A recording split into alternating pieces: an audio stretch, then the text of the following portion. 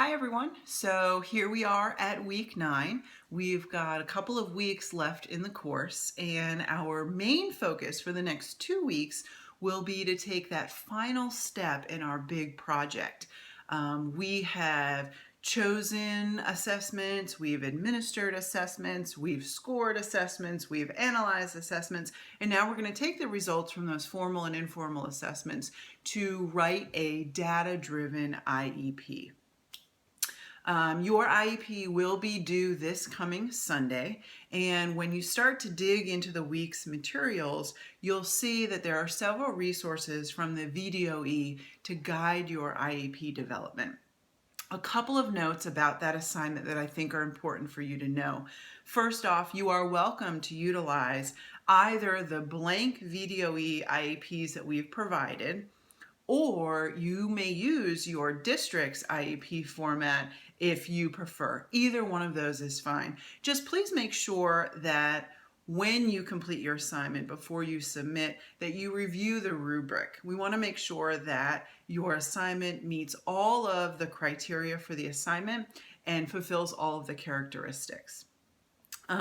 Something else I want to tell you is that if you are someone who has written more IEPs than you'd like to admit, myself included, this is a really good opportunity to use those VDOE resources to sort of hone your professional practice. I know for myself, I learned how to write IEPs primarily from my colleagues and experiencing other written IEPs. I didn't even know that these VDOE resources existed until recently. So use them. They're there. Use them to make sure that the way that you write your IEPs for your profession align with the expectations for the state.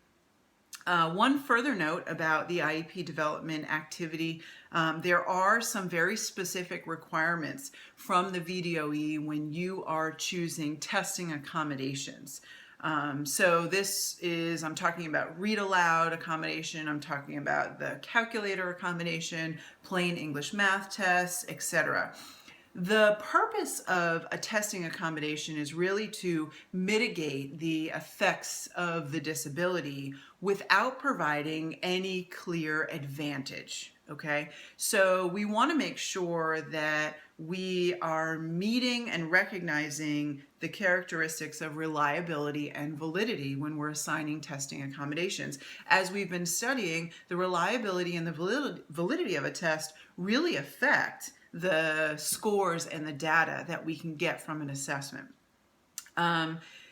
The read aloud accommodation is a really good one to kind of consider as we're thinking about assigning accommodations. The test purpose is really important. It's an important factor when we're considering all of this. So for example, a student whose reading ability is significantly below grade level, maybe 1 year or more below grade level, the read aloud accommodation may assist this student when they engage in science, math, or social studies assessments. The purpose of those science, math, and social studies assessment is to measure the student's understanding of the content knowledge. And if they have a reading deficit as a result of their disability, that would skew potentially their score. So by providing read aloud in the instance of science, math, and social studies, we eliminate that barrier that is caused or a result of the disability so that we can really get at the student's true understanding in those content areas. This is a different conversation when we're talking about a reading assessment, though, because if we go back to that word purpose, if we think about the purpose of a reading assessment is to measure the student's reading ability. If we provide read aloud on a reading test, it's really measuring the student's listening ability. So we have to assign those accommodations very specifically.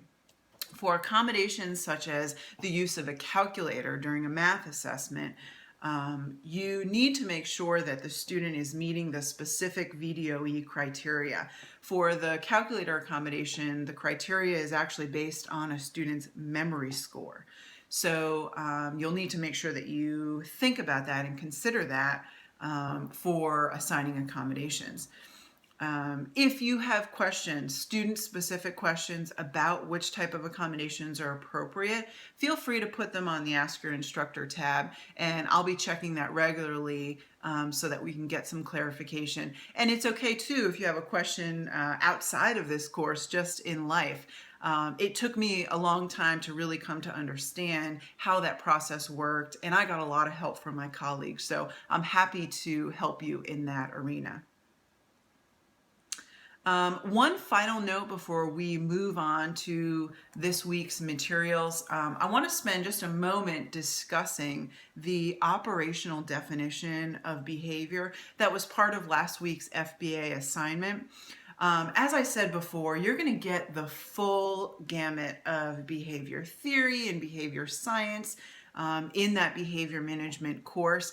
But something that's really important to know is that the operational definition of a behavior will identify when a behavior happens, what that behavior specifically is, and what the hypothesized function of the behavior is, or why the behavior happens. So a well-written operational definition may sound like during independent working time across all subject areas, Nicole will leave her assigned area in order to engage in a preferred activity such as drawing in order to escape the instructional task at hand. In a good operational definition, you'll hear the when, you'll hear the what, and you'll hear the why. So look for that. With that, I am going to send you off into the week.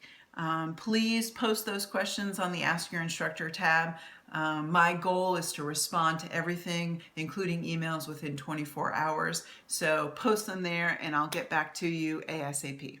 Thanks so much.